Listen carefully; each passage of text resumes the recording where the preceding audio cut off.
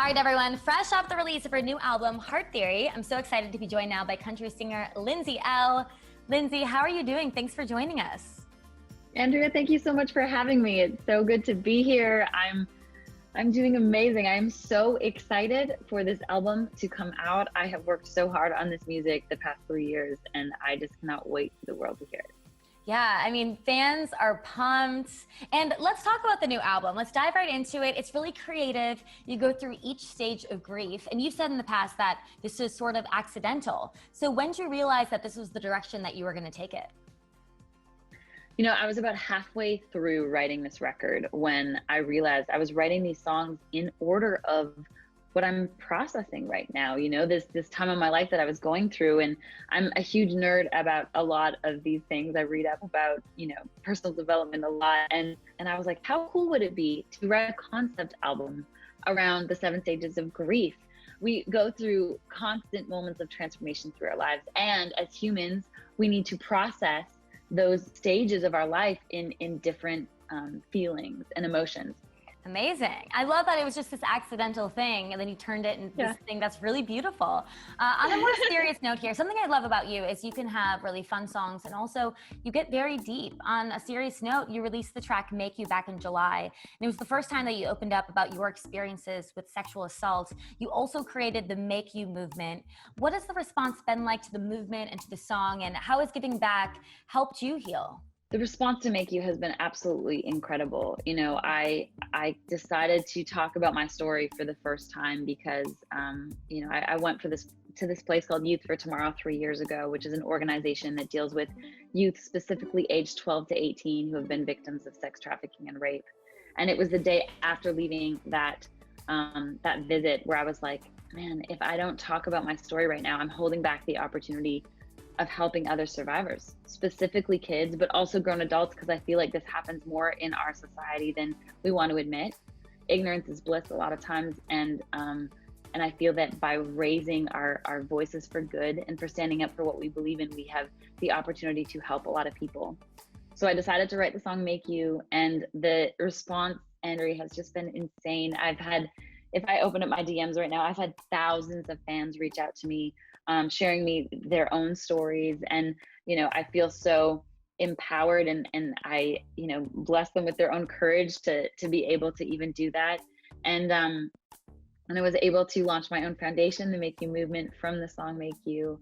The Make You movement focuses on disenfranchised youth, specifically survivors of sexual violence and domestic abuse, because I just want other survivors to know that they're not alone.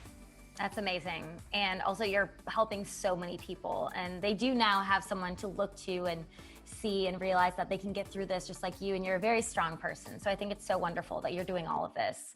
On a different note, you end the album with a song called Ready to Love. So what does this song mean to you? You know, Ready to Love symbolizes the full arc of the record. You know, it starts in the place of shock of where you're like, okay, what's going on in my life right now? And then it ends in a place of acceptance where you can look in the mirror and accept yourself for everything that you are, everything that you've been through, and be open to new things. Be ready for the next step. I think that is truly the form of acceptance when you can open your heart.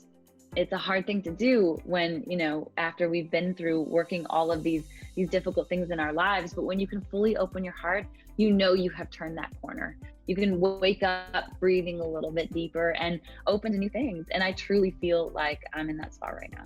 Okay, that was what I was gonna ask. So you feel ready to love. Have you been getting out there dating? I know we're obviously in a pandemic, so dating looks a little different. It's a little more virtual. I mean, what's been going on with all of that? Yeah, dating in a global pandemic is a whole different thing. You don't really meet people in person anymore. So yeah, I mean, I've done the dating app thing a little bit. I'm not good at dating apps at all. I'm just not good at them. But I have full faith that we can manifest what we want in life. And I just feel like through friends and, you know, the community that we will into existence, that you know, the right boy will show up. Yeah, I agree with you. Dating apps, they're rough, especially when now dating is a FaceTime call. Then I get weirdly nervous for it. I'm like, what's going on here? I know, right? It's so weird how this virtual environment has changed a lot of the way that we look at things. But I also think it is exciting. I mean, even with the way things have changed, I think that we're all learning how to do our jobs more efficiently. We're all connecting with our friends more intently and intentionally, and we're kind of prioritizing the things that are really important in our lives. And through that, it has been me focusing on, okay, I'm such a workaholic most of the time. I have not carved out the time to really focus on the right relationship and having the right relationship. And now, thankfully, from the past 4 months, I've noticed that, and I'm ready to invest into it. I love it. Last thing I want to talk to you about, you have this amazing, strong group of women around you. Something I love about the country music world, especially interviewing all of you, is that you all have such a love for each other. I mean, how does having these great female friendships really help you when it comes to opening up about more difficult points in your past? I'm so grateful for my girlfriends, specifically all my fellow female artists in Nashville. We are so close. And I feel like we can really lean on each other in ways that other friendships can't, because we know what each other go through so well. We know the battles that we have to fight on a day-to-day basis. We know how hard radio tours and shows and long shoot days, and we can truly console each other because we fight the same things every day. And I'm so grateful for, all my badass friends. They're so good at what they do. And it's really cool to be able to walk the same path and high five each other the way to the top. I love it. We know that you and Carly Pearce are close. She even appeared on Living Well with Elle. She's obviously been going through a lot with her split from Michael Ray. How is she doing, and how have you been able to support her through this? Carly is one of my dearest friends. I just love that girl so much, and she is so strong and so beautiful. And it's been amazing to watch her navigate these past few months. She obviously just celebrated her second #1 and has been dealing with a lot, but she is in an incredible place. That woman is so strong and so talented. She's writing really, really good music right now that I can't wait for the world to hear. And yeah, she's doing awesome.